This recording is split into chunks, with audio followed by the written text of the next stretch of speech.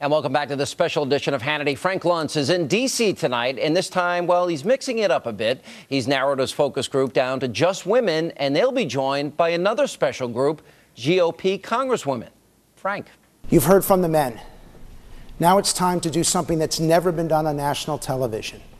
A dozen elected members of Congress who have one more thing in common: Republican women.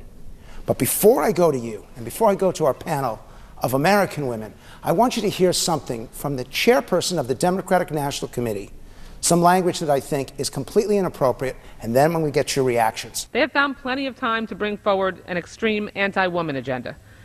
They are also anti-woman, anti-child, and anti-taxpayer. But the extreme anti-woman agenda doesn't stop with attempting to redefine rape.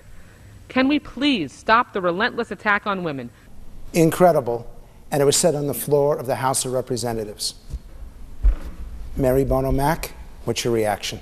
Well, it's astonishing, first and foremost. And you know, when I think about that comment, especially on the floor of the House of Representatives, I think about the women that I serve with, who are mothers and grandmothers and sisters and daughters who've been fighting the good fight for many years, many in high levels within the Republican Party, and working very hard on issues that reflect the whole cross-section of American values. And I'm very proud to be a part of this group of women.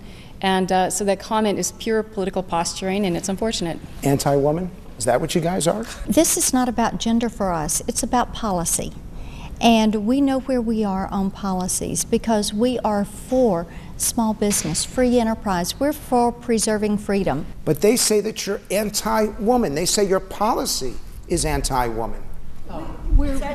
It's outrageous. I really took it as Debbie Wasserman Schultz being frightened that the Republicans won the women's vote in 2010. We had a record number of women elected to the House of Representatives, a dynamic group of women that represent a broad base from America. We have a doctor, we have nurses, we have small business owners, we have a farmer. How many of you are moms? Every one of you. We represent the women of the country. I mean, we're moms, we're wives, we're grandmothers. We live the daily life. I mean, we're the ones, most of us, who do the budget in the family. We're the ones that are doing what you have to do to take care of a family. So to say that we are anti-women is really kind of out there.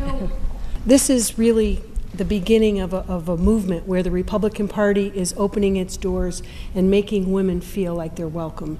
And the Democratic Party has always been that party, and now the Republican women are saying, no, the place for you, getting this country back on track, doing what's right for your family, and it's in the Republican Party. Another thing that's so outrageous about it is that it was basically Republican women who fought for the right for women to vote. The first woman elected to Congress was a Republican. The first 5 women elected to Congress were all Republican women. So we've been out there for a long time spearheading the drive for women to be involved and for women to be a part of the policy process at the highest level. You know, one of the things that I think is really neat, and I don't know if all of you have found that, but I am finding that after being in Congress for the many years that I have, that all of these young women all over my district, even middle-aged women, are seeking office. They're running for city council, they're running for mayor, they're running for school board, things that they never thought possible. And I think that's one of the great things that we've been able to do is empower them. Women are starting businesses twice the rate of men. And so the small business owners are women. Many of us have done that. And so as we talk about issues like that, I think what she was trying to say is we can only talk about health care, education, or whatever. We're everywhere. One more. Well, for me, it was an extremely disappointing comment because it was uttered by a fellow woman member of the House. And we interact every day with all of the other women of the House on both sides of the aisle. And to me, I took it, you try not to take things personally because it's politics. But I'm a mother, I'm a grandmother. I want for my daughter the same things that she wants for her daughter. Tell me honestly, how many of you were offended by what she said? What's your reaction? Do they have a right to be offended, or is this just politics as usual? Absolutely. You have a right to be offended. Go ahead. It was very insulting and untrue. What's your reaction? I mean, I can definitely understand why they feel offended and that, they're all working cohesively to try to make sure that we are empowering women. So now there's some people have said that men are much more divisive, much more aggressive in their approach, and that the approach taken by women can be more unifying and has the ability to bring people together. Is that real? Is that fake? No. How do you react to them and what they've said? It is real, and I was really shocked to hear that the lady made that remark. It was just so out of context, I think. It just didn't ring true. One more.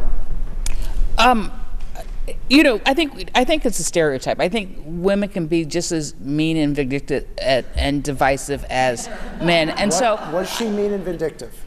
Well, no, I didn't think so. But I can understand. No, I can understand why somebody would be offended, but that doesn't necessarily mean that I'm offended. You know, so I wouldn't say that men are worse or women are worse. It's not just politics, but it's more of getting at the heart of the Democratic National Committee. Is that appropriate language No. for the leader of the No. Democrats? Yes or no? No. So on that they agree. I want to talk a little bit about policy, because we've got this big division between the White House and Congress. We've got this big division between the House and the Senate, between Republicans and Democrats. Can you repair the breach? Absolutely. This is what we represent is problem solving. We represent empowerment for every American citizen. We represent the fight for jobs. And we have to deal with our debt responsibly. And what is responsibly? What's responsibly with dealing with the debt? Just as we would do in our homes or just as we do in our profession, we need to really find that middle ground. But find can a way you? to. Yes, we can. Then why is We've all all the yelling done it and in our screaming? because of that type of rhetoric that we just heard on that recording. I want to challenge you. I don't think you can do it. I think we can. I recognize it's a tough assignment that we have right now, but what we as Republicans really want is a game changer. We don't believe that we can continue down the current course, and that is the one message that I'm not sure that the president understands, is that it's not just about $2.4 trillion. It's about changing the way the federal government spends money. Are you guys going to find the solution? Are you going to compromise with the president? You know, it's my opinion that while all eyes have been on the president and the Republican leaders in the House, John Boehner and Eric Cantor, that the people that are going to solve this problem are actually Mitch McConnell and Harry Reid. I think we're watching the wrong people. Interesting. I want to go to you for a concluding remark. I think we'd agree that we are more divided than we've been in a long time. And I think we'd agree that we've been more negative. What is the solution so that people who watch programs like this don't have to be angry and frustrated every time they turn on their TV? Well, you know, I think that's a great question. First of all, our voices are united in the fact that we believe there has to be, as Kathy said, a game changer. The American people are clamoring to change the direction of the country with the spending. We're standing firm on that, and every time you stand firm, it becomes, you know, bipartisan bickering and anger, when in fact we're just holding the ground on this. What really is missing is true leadership out of this White House. I can tell you, I don't know how many members of Congress, of these people have heard from the President or for the White House on this whole debate, but I know that I haven't. So it's leadership-driven only. The President's not reaching out to anybody else, and I think it's just a failure of leadership on his part. I know it's going to be tough. I'm hoping that we can find a way that we can talk to each other in a civil way, as we just did. And I do hope that the language that you use is going to be more embracive and less divisive. Thanks, Frank, and more with the GOP women right after this.